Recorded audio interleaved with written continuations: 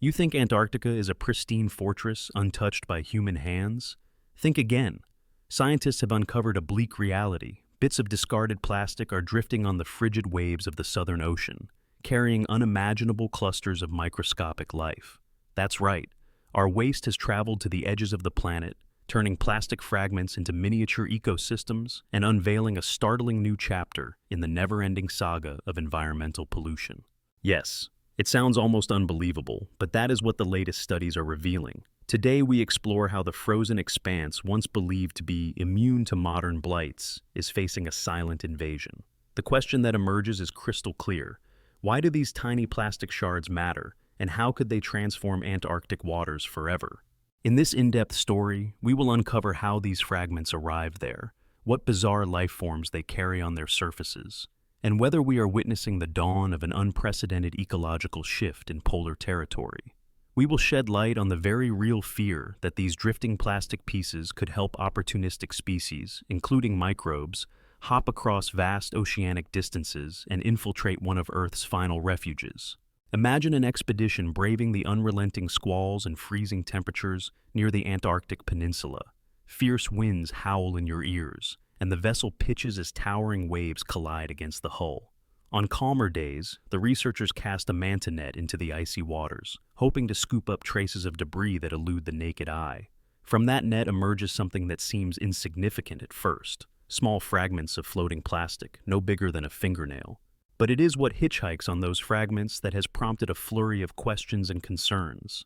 Inside each minuscule shard lies a complete universe of microorganisms, transforming ordinary plastic pollution into what scientists call the plastisphere. Behind this daring mission stands the High Latitude Oceanography Group from the Federal University of Rio Grande, based in Brazil. They joined forces with multiple international specialists, fueled by curiosity and a pressing desire to uncover how deep into the polar oceans plastic contamination has penetrated. These scientists had a deceptively simple hypothesis. If plastic pollution bombards other parts of the globe, there's every reason to suspect Antarctica might also be in the crosshairs of this environmental scourge. But one question made the team's hearts skip a beat. What if, upon reaching Antarctica, that plastic supports entire communities of organisms accustomed to different latitudes and different waters?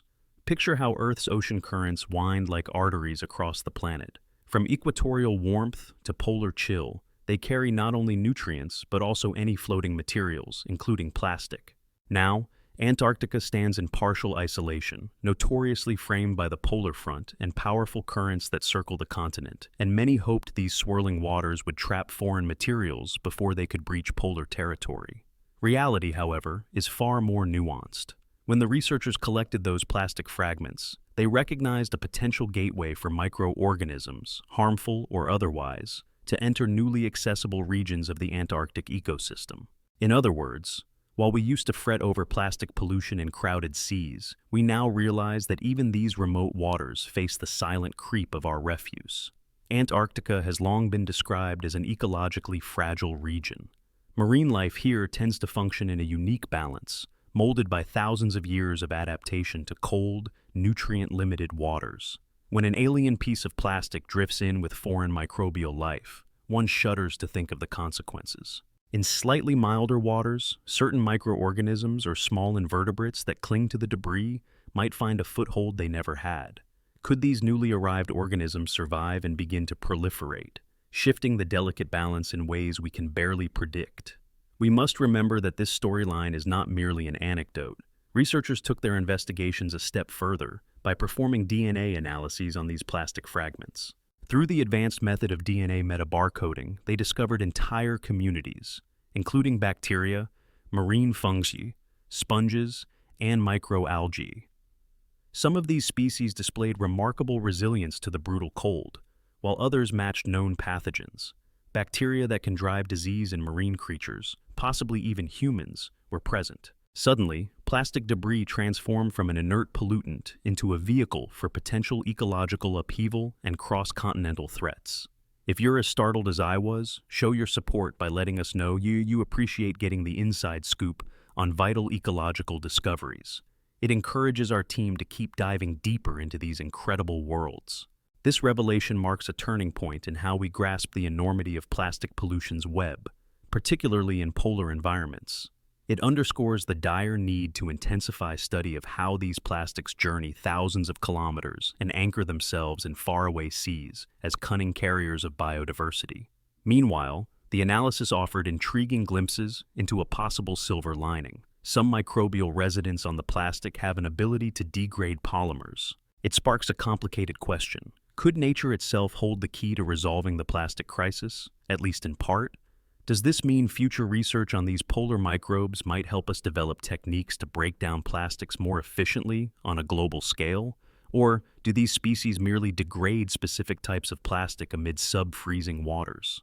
Researchers cannot ignore the hazards posed by invasive organisms, but they also sense that knowledge gleaned from these plastic colonizers might offer a new toolkit in the global struggle against pollution. However, one especially eye-opening portion of the expedition's report showed how even regions slightly warmer and richer in nutrients display drastically different assemblages of microorganisms compared to zones that are colder and nutrient-poor. Within the southwestern portion of the Antarctic Peninsula, where waters hold marginally more warmth and abundant nutrients, the scientists noticed a distinct community pattern blossoming on the synthetic surfaces. In the northwestern sector, the lower nutrient levels and chillier conditions seemed to yield separate groupings of plastisphere inhabitants. Evidently, even among the frigid extremes of Antarctica, subtle environmental variations can yield significant differences in the microworld that clings to drifting refuse. This distinction ignites speculation. If climate change nudges Antarctic waters toward a slightly more temperate climate, how will that affect the composition of the plastisphere? There could be more potent microbial colonizers developing. Warmer waters may allow invasive organisms to feed more efficiently and spread out with greater vigor, using plastic as a floating home base. If that possesses even a fraction of truth, then we might be on the brink of witnessing how a once remote fortress becomes fertile ground for a globally interconnected chain of microorganisms that hold the potential to disrupt an entire polarized ecosystem. To truly understand what is at stake, recall that Antarctica has a pivotal role in the global climate system. It's not just a continent of ice and wind. Ocean currents that swirl around its waters form one of the planet's major thermostats, redistributing heat, influencing atmospheric conditions, and sustaining some of the most bizarre life forms we know. The introduction of potentially invasive or pathogenic species via plastics is not just a remote curiosity. It could ricochet through the planet's climate feedback loops, harm local biodiversity, and even shape fisheries across the globe. By unleashing alien microbes or algae that could bloom uncontrollably, we risk triggering harmful downstream effects in a region that humanity relies on more than we realize. In this sense, the study's findings are both alarming and galvanizing. They urge us to ask, how can we step up policies to protect Antarctica? The region is governed by international treaties designed to preserve its environment and foster peaceful collaboration among nations. However, the invisible march of microplastics poses unique challenges. We have learned that it is not enough to keep big polluting industries away from Antarctica's coastlines. The waves of plastic can originate from other hemispheres entirely and drift southward across ocean currents, breaching those once formidable natural barriers. Consequently, any real solution will require more than local cleanups. It will call for global efforts to cut plastic usage, develop alternative materials, and improve waste management. Notably, a fascinating layer is the partnership between Brazilian and British institutions, illustrating the power of collaborative science in unraveling Antarctica's secrets. Researchers from the High Latitude Oceanography Group teamed up with scientists in the United Kingdom to share knowledge and combine resources for DNA metabar coding. This synergy has already produced a tangible legacy, several scientific publications shedding light on Antarctic plastic pollution. Because each participant brought different perspectives and expertise, they achieved a more holistic view of the north-south trajectories that plastic might follow. These revelations emphasize the complexity lurking beneath the seemingly simple concept of trash in the water. Plastic that drifts for thousands of kilometers becomes more than just debris. It becomes a miniature world thriving with life. Some of this life may break down plastic, perhaps pointing to future breakthroughs in waste decomposition. Other microscopic companions might wreak havoc, serving as stowaways capable of infecting marine animals, altering habitats, or undermining the precarious equilibrium of the planet's last frontier. This is precisely where the power of continued research and broader understanding comes into play. Without ongoing expeditions and rigorous DNA testing, it would be impossible to grasp how these microecosystems evolve over time. Scientists ask, are new types of pathogens coming in year after year? Are there changes in plastic composition that let different species from warmer seas survive in the chill? Are we inadvertently fueling a brand new diaspora of rarely seen organisms across uncharted waters long believed too hostile for them? Or, the answers to these questions are far from trivial, potentially reverberating far beyond Antarctica. And if you find yourself captivated by these revelations and want to be part of the solution, do not forget to spread the word. If you think stories like this need to reach more people, please consider taking a moment to share this discussion. Every bit of awareness brings us closer to effective global action. It might seem a small step, but connecting and informing communities can build momentum for real change, like new legislation, improved garbage management, or more robust international cooperation. As we delve deeper, we imagine the process behind these discoveries. The repeated voyages, the hair-raising boat excursions in near-freezing salt spray, the cloak of night that descends quickly in polar latitudes, and the mounting tension each time a turbulent sea might prevent sampling. Every single plastic shard they manage to net is carefully cataloged, cleaned, stored, and eventually subjected to advanced laboratories where state-of-the-art equipment isolates the DNA of unknown inhabitants. Each piece of plastic is like a message in a bottle, delivering crucial data on how far the plastic has traveled, which species it carried, and how thoroughly the Southern Ocean has been infiltrated. From there, the expedition's data merges into a broader narrative about the future of polar science, marine conservation, and biotechnology. There is a sense among researchers that if they can decode the genetic fingerprint of these plastic colonizers, they might not only diagnose the scope of pollution, but also discover potential therapies. Imagine harnessing a certain fungus or bacterium with the enzymes necessary to break down specific polymer types. Imagine verifying that these microorganisms aren't introducing dangerous diseases, but are, in fact, serving a beneficial purpose. The excitement is tempered by caution, because mixing species across vast distances has historically led to unpredictable results. But the knowledge gleaned from these harsh conditions might uncover unexpected solutions that could eventually help regions that cannot handle the rising tide of plastic waste.